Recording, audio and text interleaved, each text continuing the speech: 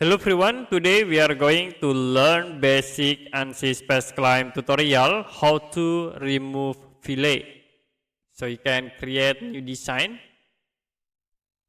And for the example object, I will draw rectangle, use Pull Tools to convert into 3D. And then I will select this edge to fillet, like this.